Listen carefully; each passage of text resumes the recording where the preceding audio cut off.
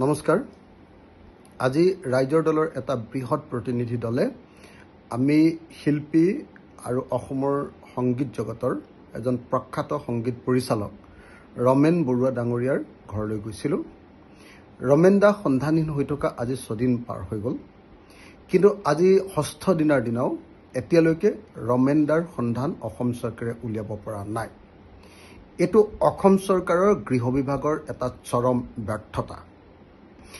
ৰমেন দাৰ নিচিনা এজন জনপ্ৰিয়, ৰমেন দাৰ নিচিনা এজন প্ৰথিতযশা, ৰমেন দাৰ নিচিনা এটা যুগৰ ধ্বজাবাহী এজন শিল্পী যেতিয়া সন্ধানহীন হৈছে, তাৰ পাছতো এই অসম চৰকাৰখনে সেই শিল্পীজনক এতিয়ালৈকে বিচাৰি উলিয়াব নোৱাৰা ঘটনাটো দুৰ্ভাগ্যজনক। গুৱাহাটীৰ মাজমজিয়াৰ পৰা হেৰাইছে, গুৱাহাটীৰ মাজমজিয়াৰ পৰা হেৰাওঁতে CCTVৰ ফুটেজ পাইছে, মোবাইলৰ ৰেকৰ্ড পাইছে।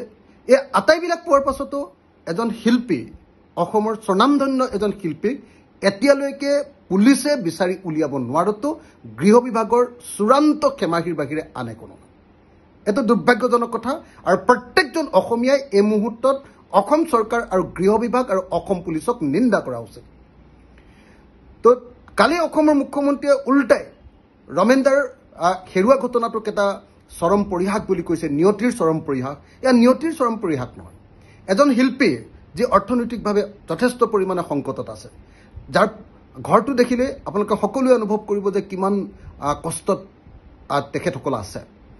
তো তাৰ পাছতো আমি দেখিবলৈ পালোঁ যে চৰকাৰখনে সেই শিল্পীসকলৰ কোনো দায়িত্ব গ্ৰহণ কৰা নাই।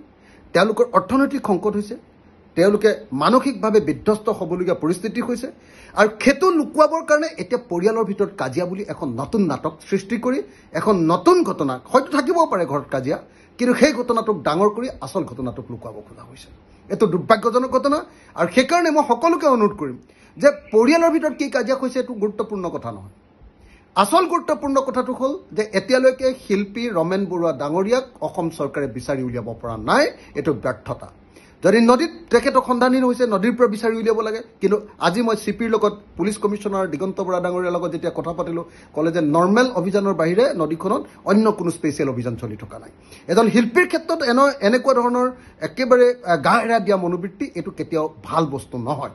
আমি চৰকাৰক দাবী জনাইছোঁ যে অতি সোনকালে চৰকাৰে, মুখ্যমন্ত্ৰী নিজে আহিব লাগে, নিজে অভিযানৰ নেতৃত্ব ল'ব লাগে, কাৰণ তেওঁ গৃহমন্ত্ৰী, আৰু অচিৰে 48 ঘণ্টাৰ ভিতৰত যাতে তেখেতক বিচাৰি সন্ধান উলিওৱাৰ ব্যৱস্থা কৰে, তাৰ কাৰণে পুলিচক নিৰ্দেশ দিব লাগে, আৰু যদি পুলিচ ব্যৰ্থ হয় পুলিচৰ ওপৰত একশ্যন ল'ব লাগে।